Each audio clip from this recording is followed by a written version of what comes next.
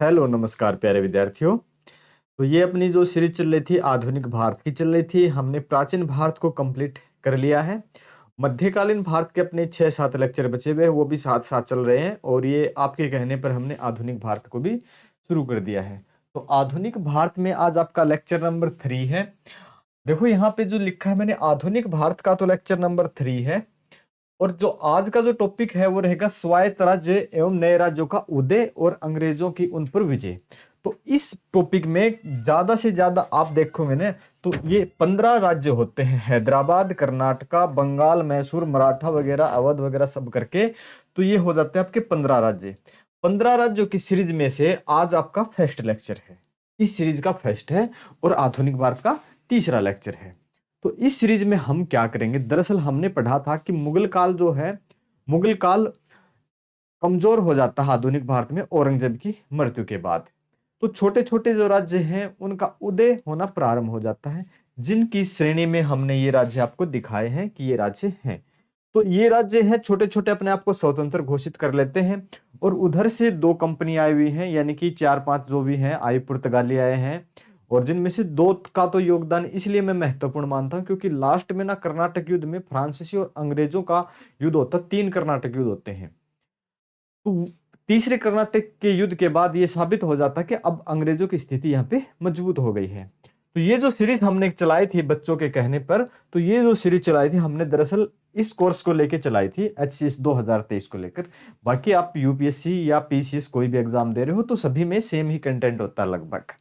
तो ये सीरीज हमने इस पर्पज से चलाई हुई थी। इसमें आपको फ्री वीडियो लेक्चर मिल रहे हैं, फ्री पीडीएफ मिल रही है। वीडियो लेक्चर आप देख रहे हो अपने यूट्यूब चैनल शिक्षा युग पर, और जो पीडीएफ डाउनलोड करेगा शिक्षा युग 2.0 ऐप के ऊपर आपको मिल जाएंगे, जो दोनों के दोनों फ्री ऑफ कॉस्ट है। तो आज का लेक्चर हम यहां से प्रारंभ करते हैं।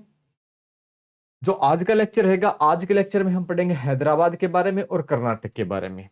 हैदराबाद और कर्नाटक, कर्नाटक में 3 युद्ध होते हैं, तो इनका संपूर्ण अध्ययन आज हम करने वाले हैं। कहानी को बड़े प्यार से और आराम से आपको समझना है, नहीं तो आप कंफ्यूज हो सकते। कहानी को आप समझोगे और कहानी के समझने के बाद आप पीडीएफ डाउनलोड कर सकते हो, फिर पीडीएफ पढ़ने में आपको कुछ ज्यादा ही मजा आएगा।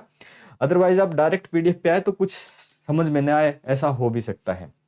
तो सबसे पहले पढ़ेंगे हम हैदराबाद के बारे में। हैदराबाद के बारे में पढ़ने से पहले थोड़ी सी मैं पृष्ठभूमि बता देता हूं कि जब दिल्ली में मुगल शासन चल रहा है, इस समय भी चल रहा है, 1857 तक चलता है, लेकिन वो कमजोर हो रहा है। तो क्या होता है कि वहां जो दिल्ली में मुगल शासक कौन है, मोहम्मद शाह रंगीला। दिल्ली में कौन है, कहानी को समझेंगे हम। तो दिल्ली का शासक कौन है, रंगीला, मोहम्मद शाह,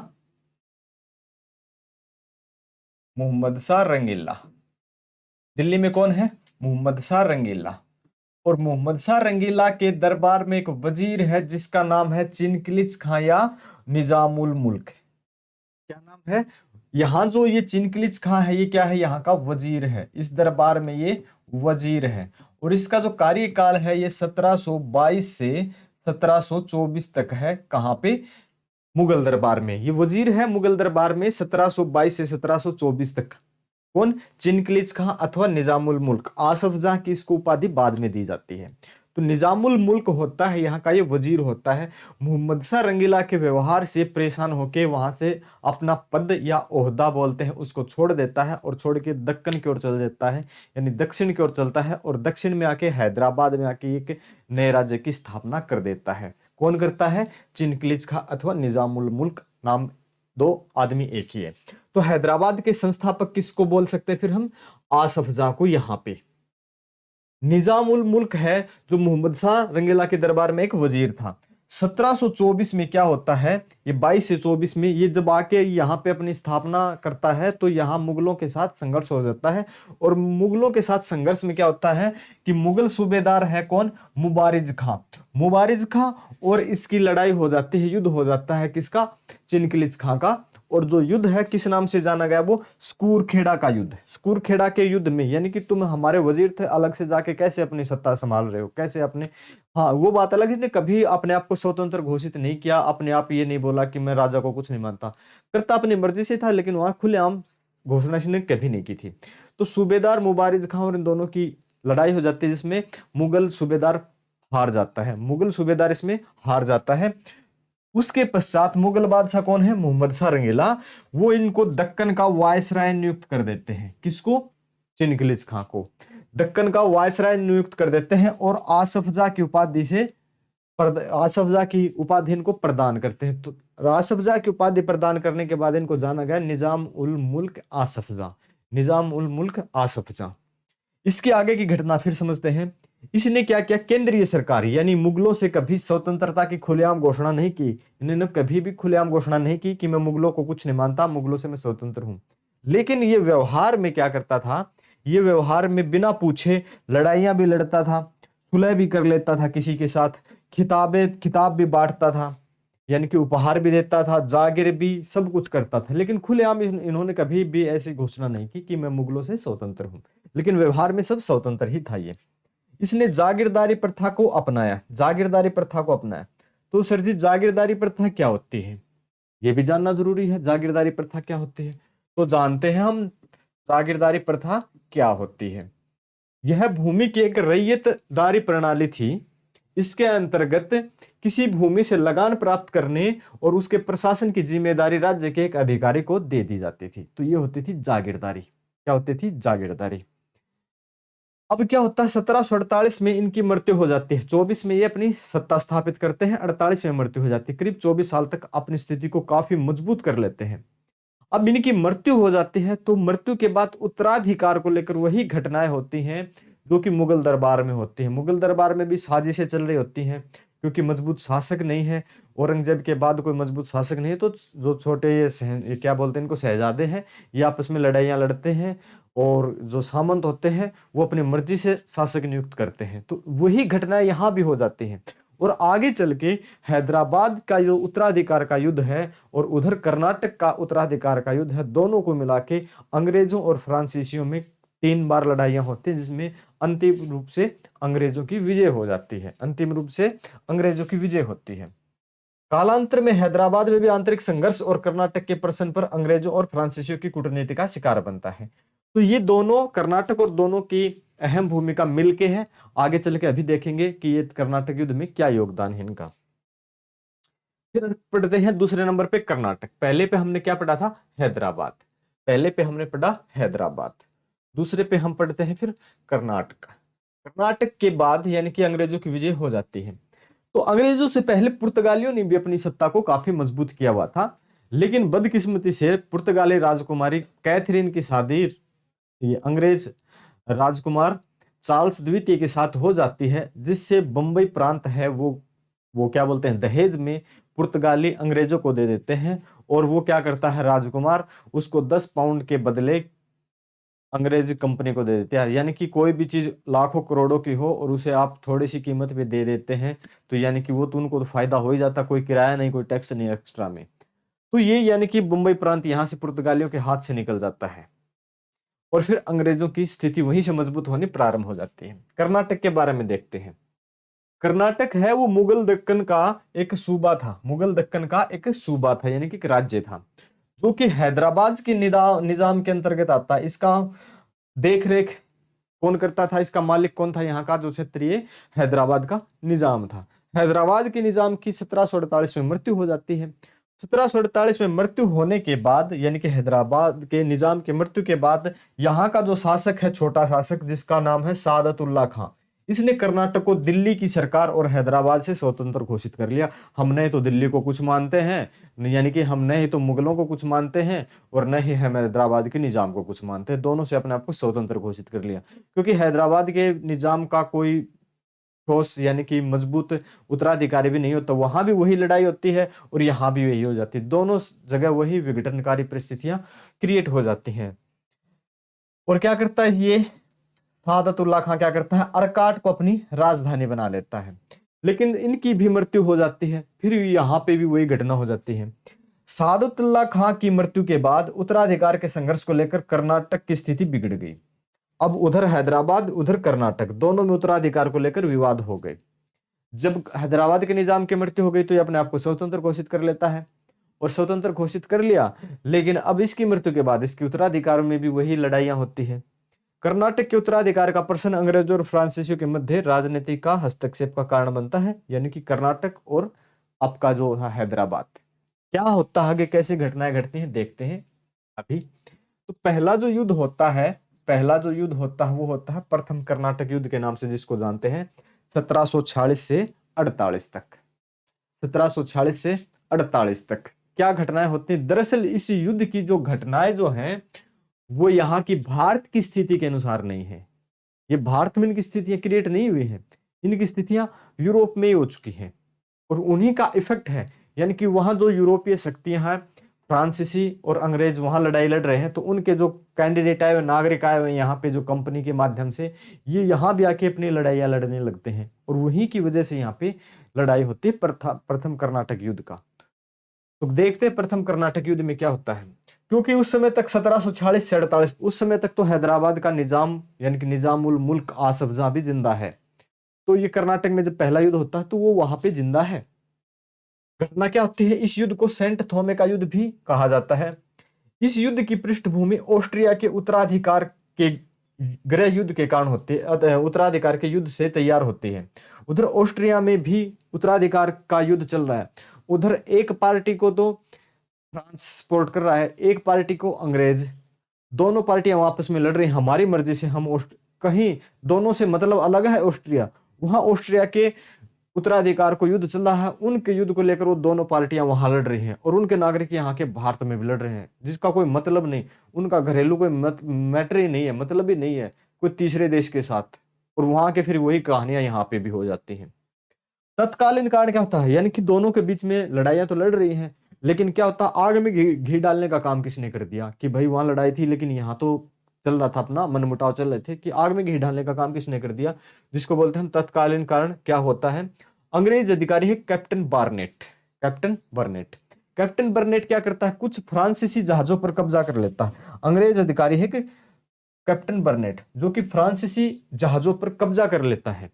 और फ्रांसीसी जहाजों पर जब कब्जा कर लेता तो फ्रांसीसियों को गुस्सा भी आता है, यार तुम हमारे साथ वहां भी लड़ाई लड़ रहे हो और तुम यहां भी हमारे पीछे पड़ गए। अब क्या करते हैं पुर्तगाली, जो यहाँ का जो पुर्तगाली वायसराय है, ये कौन है, डुप्ले, फ्रांस का, सॉरी पुर्तगाली नहीं, मैंने गलती से पुर्तगाली बोल दिया, फ्रांस का। तो फ्रांस का अधिकारी कौन है, डुप्ले। तो डुप्ले ने क्या किया, मॉरिशस के फ्रांसीसी, जो मॉरिशस में जो फ्रांसीसी वायसराय था या सेना नायक था, ला बुर्डाने को बुला लिया, मॉरिशस से ला बुर्डाने को बुला लिया कि अंग्रेजों ने अपने को यहां भी तंग करना शुरू कर दिया है और वहां भी, यूरोप में भी, ऑस्ट्रिया में भी। तो भाई आओ दोनों मिलके अंग्रेजों की कुटाई करते हैं। तो ये यहां से दोनों मिलते हैं, डुप्ले, नंबर 1 डुप्ले और नंबर 2 पे ला बुर्डाने, दोनों मिलते हैं और मद्रास को जीत लेते हैं। अब मद्रास को जीत लेते हैं, मद्रास पर घेरा डाल लेते हैं, मद्रास को जीत लेते हैं। अब अंग्रेजों को ये बात हजम नहीं होती है, अंग्रेजों को ये बात हजम नहीं हुई, तो ये क्या करते हैं, ये अंग्रेजों ने, कर्नाटक के नवाब हैं उस समय, कर्नाटक के नवाब कौन है, अनवरुद्दीन, कौन है, अनवरुद्दीन। अनवरुद्दीन से कहा कि डुप्ले के विरुद्ध सहायता मांगे कि भाई तुम्हारा क्षेत्र है, तुम्हारे क्षेत्र में आके ये फ्रांसीसी यहाँ पे कब्जा जमाए हुए हैं, इनको बाहर धकेलो यहाँ से। अब अनवरुद्दीन क्या कहता है कि भाई हमारा क्षेत्र, तुम बाहर जाओ, यहाँ से अपना घेरा हटाओ, अपनी सेना हटाओ, सब यहाँ से सब कुछ, और बाहर जाओ यहाँ से। कर्नाटक का नवाब कौन, अनवरुद्दीन। कहा किसने, अंग्रेजों ने। क्यों कहा, क्योंकि डुप्ले और लाबुर्डोने ने मद्रास को जीत लिया था। क्यों जीत लिया था, क्यों हुआ, क्योंकि कैप्टन बर्नेट ने फ्रांसीसी जहाजों पर कब्जा कर लिया था। क्यों कर लिया था, क्योंकि इनका यूरोप में ऑस्ट्रिया के उत्तराधिकार को लेकर युद्ध चला हुआ था। कहां से कहानी कहां तक आ गई है, किस किस पे इफेक्ट पड़ रहा है इस कहानी का। अब क्या होता है, प्रथम कर्नाटक जो युद्ध होता है, अब अनवरुद्दीन कहता है कि यहां से हटो। अब ये हटते नहीं है, तो नहीं हटते हैं तो अनवरुद्दीन और फ्रांसीसियों के मध्य लड़ाई लड़ी जाती है, जिसमें फ्रांसीसी विजय रहते हैं, जिसमें विजय कौन रहते हैं, फ्रांसीसी। अब ये पहली घटना है, ये पहली घटना है कि कोई विदेशी कंपनी से अपने प्रांतीय शासक हार जाते हैं, किसी विदेशी कंपनी से प्रांतीय शासक हारते हैं, ये पहली ऐसी घटना होती है। इस दौरान 1748 में एक्स-ला शैपेल की एक संधि हो जाती है यूरोप में, एक्स-ला शैपेल की संधि हो जाती है और इस संधि के तहत ऑस्ट्रिया का जो उत्तराधिकार का युद्ध था वो समाप्त हो जाता है। उधर वो युद्ध समाप्त हो गया तो इधर भी अपना युद्ध समाप्त हो जाता है, दोनों फ्रांसीसियों और अंग्रेजों के बीच जो युद्ध चला था वो समाप्त हो जाता है। तो एक्स-ला शैपेल की संधि के तहत कर्नाटक का प्रथम युद्ध समाप्त हो गया। संधि के तहत क्या हुआ, मद्रास अंग्रेजों को, तो ये जो मद्रास था ये तो अंग्रेजों को दे दिया, जहां पे पुर्तगालियों ने ना, सॉरी पुर्तगाली निकलता, फ्रांसीसियों ने जीता हुआ था। जो फ्रांसीसियों ने जो मद्रास को जीता हुआ था ये वापस अंग्रेजों को दे दिया। और वहां अमेरिका में लुईवर्ग नाम की एक जगह थी, वो किसको दे दिया? फ्रांसीसियों को दे दिया। वो कहां दे दिया? फ्रांसीसियों को दे दिया। इंडिया में, भारत में जो मद्रास है जिस पे कब्जा किसका था? फ्रांसीसियों का। फ्रांसीसियों के बजाय ये अंग्रेजों को दे दिया। और उधर लुईवर्ग है वो फ्रांसीसियों को दे दिया एक्सला सैपेल की संधि के तहत। तो पहला प्रथम कर्नाटक युद्ध हो जाता समाप्त एक्सला सैपेल की संधि के तहत। फिर आता दूसरा या द्वितीय कर्नाटक युद्ध। कौन सा? दूसरा कर्नाटक युद्ध। इसकी पृष्ठभूमि है वो भारत की परिस्थितियों के कारण ही है, ये विदेशी परिस्थितियों के कारण नहीं है, ये भारत की परिस्थितियों के कारण ही है। तात्कालीन कारण देखते हैं और पृष्ठभूमि देखते हैं। हैदराबाद के निजाम की मृत्यु हो जाती है, कर्नाटक में भी उत्तराधिकार को लेकर युद्ध चल रहा होता है। कर्नाटक में भी युद्ध चल रहा है और उधर हैदराबाद में भी, दोनों में उत्तराधिकार का युद्ध चल रहा है। तो हैदराबाद में दो पार्टियां, हैदराबाद के निजाम की मृत्यु के बाद दो पार्टियां हैं, नंबर 1 नासिर जंग है और नंबर 2 मुजफ्फर जंग है। दोनों के बीच युद्ध चले हुए हैं आपस में उत्तराधिकार को लेकर कि मैं नवाब बनूं, मैं नवाब बनूं। अब नासिर जंग का साथ अंग्रेज देते हैं, नासिर जंग का साथ अंग्रेज देते हैं और मुजफ्फर जंग का साथ फ्रांसीसी देते हैं। यानी कि उत्तराधिकार का युद्ध इनका है, दोनों विदेशी कंपनियां यानी कि इनको भड़का रही हैं, भिड़ा रही हैं, लड़ाई करवा रही हैं। उधर कर्नाटक, अब जो द्वितीय कर्नाटक युद्ध है वो स्पेशल ऐसे भी नहीं बोल सकते कि हैदराबाद को लेकर है या स्पेशल कर्नाटक को लेकर है, दोनों का अहम योगदान है, मिली हुई कंडीशन है।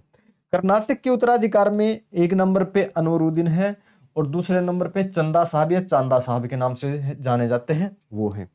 अब अनवरुद्दीन का साथ कौन देते हैं? अंग्रेज देते हैं। और चंदा साहब का साथ कौन देते हैं? फ्रांसीसी देते हैं। क्योंकि अंग्रेजों ने ही अनवरुद्दीन को कहा था कि हैदराबाद पे जो डेरा डाला है, हैदराबाद को जीता है, आप इनको फ्रांसीसियों को बोलो कि अपनी सेना हटाएं।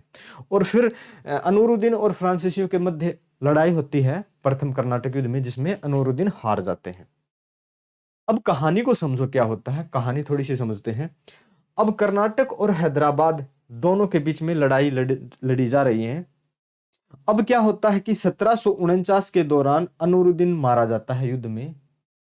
और फिर क्या करते हैं? अनवरुद्दीन मारा जाता है तो इनका पुत्र है जो, क्या नाम है, मोहम्मद अली, वो यहां से भाग के तिरुचिरापल्ली चला गया। और अब ये यहां से पहली विकेट गिर जाती है, यानी कि इनकी हो जाती है फिर मृत्यु, अंग्रेजों वाले सपोर्टर की मृत्यु हो जाती है।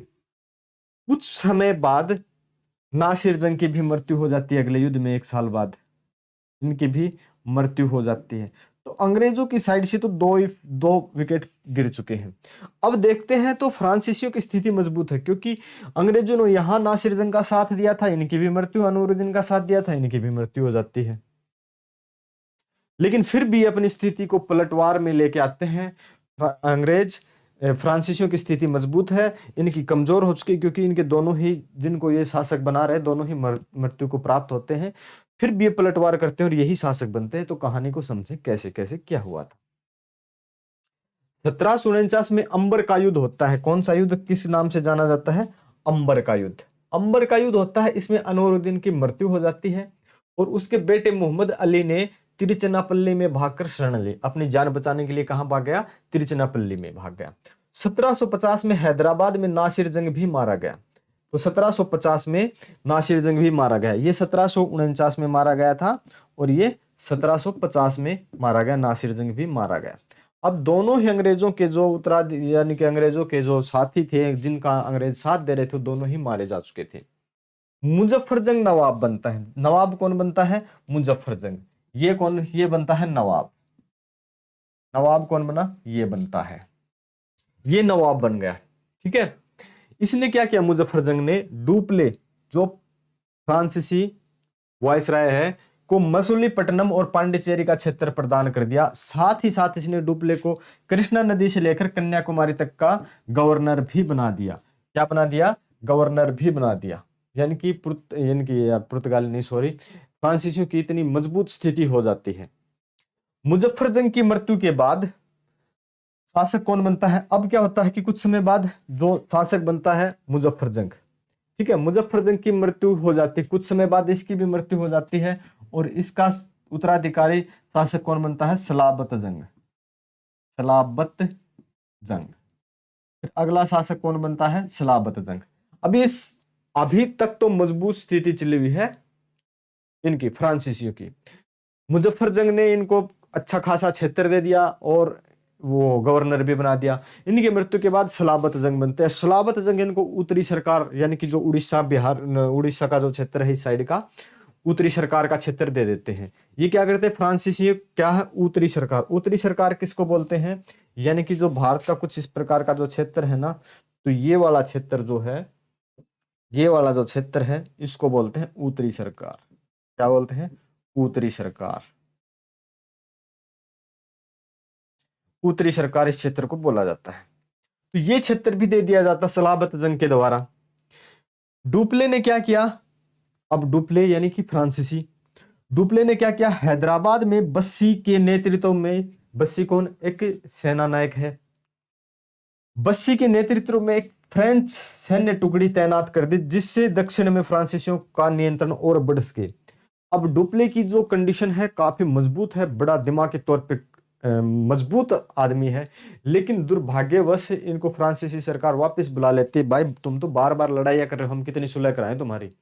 और इसकी जगह एक नए को भेज देते हैं, एक नए गवर्नर को भेज देते हैं, जिनका नाम है गोड्डू। गोड्डू अपने जो गांव में मोटे दिमाग के उनको बोलते हैं गोड्डू।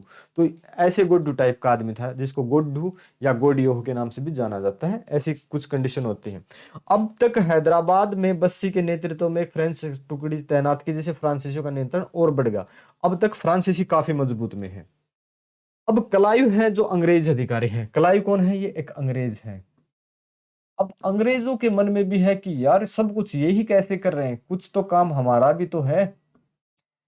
अंग्रेज है क्लाइव। क्लाइव ने क्या किया कि त्रिचिनापल्ली पर दबाव बना हुआ, क्योंकि वहां अपने जो अनूरुद्दीन के पुत्र हैं मोहम्मद अली, वो भाग के गए हैं और वहां पे दबाव ज्यादा है। तो उस दबाव को कम करने के लिए ये अर्काट के किले को घेर लेते हैं। ये साइड के जगह जगह की वहीं के मैदानी मतलब स्थानीय क्षेत्र हैं, अर्काट के किले को घेर लेते हैं। इसी समय क्या होता है, यहां से देखो थोड़ा सा अंग्रेजों ने भी थोड़ा सा जोर लगाया अपनी स्थिति को मजबूत करने के लिए, अर्काट को घेरा। पहली थोड़ी सी स्थिति मजबूत हुई, वक्त ने थोड़ा साथ दिया, और उसी समय तंजौर के सेनापति ने धोखे से चंदा साहब की हत्या कर दी। चंदा साहब कौन? ये वाले चंदा साहब, इनकी कर देते हैं हत्या। इनकी हत्या कर दी। अब तक देखो इनकी मृत्यु हो चुकी थी। अब मुजफ्फर जंग के बाद सलाबत जंग है, उधर चंदा साहब की भी हत्या कर दी गई है। चंदा साहब की हत्या कर दी गई, तो एक तो नुकसान ये भी हो गया फ्रांसीसियों की तरफ। जब फ्रांसीसियों ने तिरुचिनापल्ली पर आक्रमण किया, तिरुचिनापल्ली पर आक्रमण किया, उधर इनके दबाव कम करने के लिए इन्होंने अर्काट के किले को घेर रखा था। अर्काट किले को घेर रखा था। अब क्या हुआ, तिरुचिनापल्ली पर जब ये आक्रमण करने के लिए गए, तो उधर अंग्रेज अपनी पहले ही पोजीशन बनाए बैठे थे, घात लगाए बैठे थे, और इनको फ्रांसीसियों को हरा दिया। तो तिरुचिनापल्ली पर आक्रमण किया तो अंग्रेजों से परास्त हो गए, फ्रांसीसी परास्त हो गए। डुप्ले को फ्रांसीसी सरकार द्वारा वापस बुला लिया गया। भाई तुम तो काफी लड़ाइयां लड़ते हो यार, तुमने तो माहौल खराब करके रखा है। और उसके स्थान पर गोड्यू या फिर गोडियो के नाम से जो जाने जाते गवर्नर बनाकर भारत भेज दिए। अब ये गोड्यू थे बेचारे मोटे दिमाग की, मतलब अपने आम बोलचाल की भाषा में बोलते हैं। 1754 में क्या किया गोड्यू या गोडियो ने, अंग्रेजों के बीच एक संधि कर ली, जिसको पांडिचेरी की संधि के नाम से जाना जाता है। और इस संधि के तहत समझौता हो गया। तो पहला युद्ध की संधि के तहत समाप्त हुआ था, एक्सला सैपेल की। दूसरा पांडिचेरी की संधि के तहत ये युद्ध क्या है, समाप्त हो गया। मोहम्मद अली को कर्नाटक का नवाब बना दिया गया। मोहम्मद अली को कर्नाटक का नवाब बना दिया गया। अनवरुद्दीन का पुत्र था जो मोहम्मद अली, जो अनवरुद्दीन का पुत्र था। ये कौन था? अनवरुद्दीन का पुत्र।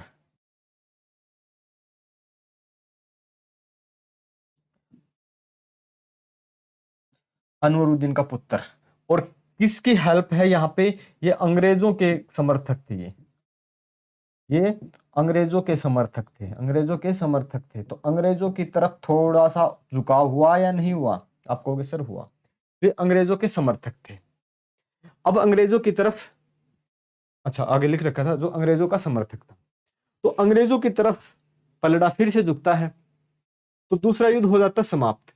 फिर होता है तीसरा युद्ध। दूसरे युद्ध में हैदराबाद और कर्नाटक की दोनों की मिली हुई लड़ाइयां लड़ रहे थे। तीसरा युद्ध जो होता है, इसमें देखते हैं क्या घटनाएं होती हैं। इसका तत्कालीन कारण क्या है, यहाँ की कंडीशन क्या है तत्कालीन कारण की। जो फ्रांस सरकार उसने काउंट डी लाली, ये गवर्नर काउंट डी लाली को सैनिक और असैनिक अधिकार प्रदान कर दिए। काउंट डी लाली को सैनिक और असैनिक अधिकार, दोनों ही अधिकार प्रदान कर दिए। इसने क्या किया, काउंट डी लाली ने 1758 में सेंट फोर्ट डेविड जो किला है उस पर नियंत्रण स्थापित कर लिया, लेकिन तंजौर पर तो अधिकार नहीं कर पाए, फोर्ट सेंट डेविड पर अधिकार कर लिया काउंट डी लाली ने। लाली ने युद्ध में अपनी स्थिति मजबूत करने के लिए क्या किया, जो कैप्टन बुस्सी था को हैदराबाद से वापस बुला लिया, जो कालांतर में। अब क्या किया था डुप्ले ने, इसको हैदराबाद में अपना दबाव बनाने के लिए, यानी कि अपनी स्थिति मजबूत बनाने के लिए इसको वहीं पे रखा था कि बुस्सी तुम यहां रहो और अपनी स्थिति को मजबूत बनाए रखो, अंग्रेजों से हमारी कब भी लड़ाई हो तो यानी कि हमें हारना नहीं है। अब काउंट डी लाली ने क्या कर लिया, अब बुस्सी को वापस बुला लिया। अब बुस्सी को वापस बुला लिया, जो कालांतर में एक भूल साबित होती है। दूसरी तरफ अंग्रेजी नौसेना ने क्या किया, अब बुस्सी को वहां से बुला लिया। फ्रांसीसी बेड़े को, अंग्रेजी नौसेना ने फ्रांसीसी बेड़े को 3 बार हरा दिया। तो फ्रांसीसियों की हार हो जाती है और क्लाइव और वाटसन जो हैं, इन्होंने चंदर नगर को अपना अधिकार में ले लिया। अंग्रेजों ने चंद्रनगर पर अधिकार कर लिया। उधर से काउंट डी लाली ने हैदराबाद को भी खुला छोड़ दिया, बुस्सी को वहां बुला लिया। मजबूत सेनापति नहीं यहाँ पे, डुप्ले को बुला लिया गया था। स्थिति अब कमजोर होती जा रही है, फ्रांसीसियों की मजबूत होती जा रही है अंग्रेजों की। 1760 में आयरकुट के नेतृत्व में युद्ध करते हैं अंग्रेज, वांडीवास का युद्ध जो जाना जाता है, वांडीवास का युद्ध। इसमें फ्रांसीसियों की हार हो जाती है। क्या था, फ्रांसीसियों को हरा दिया जाता है और बुस्सी को कैद कर लिया जाता है। कैप्टन बुस्सी को कैद कर लिया जाता है। अब कैप्टन बुस्सी को छुड़वाना तो पड़ेगा, कैद कर लिया है तो। इसी घटना के दौरान क्या होता है, फिर 1761 में पांडिचेरी और माहे पर भी ये कब्जा कर लेते हैं। कैप्टन बुस्सी को कैद कर लिया, हैदराबाद पे भी कर लिया कब्जा और इनको भी हरा दिया। पांडिचेरी पर भी कब्जा कर लेते हैं, माहे पर भी कर लेते हैं, जिंजी पर भी कर लेते हैं। अब किसकी स्थिति मजबूत है, अंग्रेजों की। 1763 में घटना, 1763 में क्या होती है, 1763 में पेरिस में एक संधि होती है। संधि कहां होती है, पेरिस में। और पेरिस की संधि के तहत इस युद्ध को कर दिया समाप्त। भाई हम रोज रोज लड़ाइयां नहीं लड़ेंगे, आप अपना काम करो, हम अपना काम करेंगे। इस लड़ाई में क्या निष्कर्ष निकलता है कि अंग्रेजों ने फ्रांसीसियों की विजित सारी फैक्ट्रियां लौटा दी। अंग्रेजों ने फ्रांसीसियों की जितनी भी फैक्ट्रियां जीत रखी थी वो सारी की सारी लौटा दी। अपनी फैक्ट्रियों की न तो अब फ्रांसीसी न तो अपनी फैक्ट्रियों की किलेबंदी कर सकेंगे और न ही सैनिक रख सकेंगे, सिर्फ और सिर्फ व्यापार करेंगे। अंग्रेजों ने कंडीशन रखी कि अगर आपको भारत में रहना है तो आपकी सारी फैक्ट्री हम लौटा देंगे, आप किलेबंदी भी नहीं करोगे और आप सेना भी नहीं रखोगे। और ये समझौता होता है और इस समझौते के बाद ये सिर्फ और सिर्फ व्यापार ही करने लगे। अब इनका विजित करने का कोई मतलब नहीं बचता और ये सिर्फ करने लगे व्यापार। और जो शासक हैं पुर्तगाली पहले ही लाइन में लग चुके थे, फ्रांसीसी बाद में थे, इन्होंने बहुत हद तक पांव लगाए इनको, लेकिन ये भी चलते रहे। तीसरे युद्ध के बाद इनकी स्थिति भी कमजोर हो गई। और फिर जो और आए हैं, जो डेनिस आए हैं, डच आए हैं, उनका काफी योगदान है नहीं, बचते हैं कौन, अंग्रेज। तो यहां से अंग्रेजों की स्थिति मजबूत हो जाती है। अपना ये एचसीएस को लेके पूरा बैच बनाया गया था। चलो इस बार कंप्लीट हिस्ट्री तो हम कर देंगे, बाकी जो भी है अपनी सीरीज पूरी चलेगी। अभी आगे आपके आने वाले एग्जाम और भी हैं, वहां काम आएगी। आरएस है, यूपीपीसी, जहां भी है आरएस एचसीएस फिर भी आ जाएगा। तो हैदराबाद और कर्नाटक के बारे में आज हमने पढ़ा था। फिर हम पढ़ेंगे बंगाल के बारे में, मैसूर के बारे में, जहां सबसे बड़ा जो शासन स्थापित करने में सबसे ज्यादा दिक्कतें आ रही हैं, जो जहां से ज्यादा क्वेश्चन पुट होते हैं ना, तो हैदराबाद कर्नाटक से ज्यादा आते हैं, बंगाल से 1757 और 1764, मैसूर है और मराठा साम्राज्य में तो हम पूरा मराठा साम्राज्य का उदय भी पढ़ेंगे। मराठा साम्राज्य का यानी कि 2 से 3 लेक्चर मराठा साम्राज्य के यहाँ पे होने वाले हैं। तो ये अपना आज का था कंटेंट, इसको डाउनलोड कर सकते हो आप। और ये अपनी पूरी आज की क्लास थी, कंप्लीट हो चुकी है। तो हम मिलेंगे नेक्स्ट लेक्चर में। तो अपना PDF डाउनलोड करें और अपनी तैयारी जारी रखें। Thank you.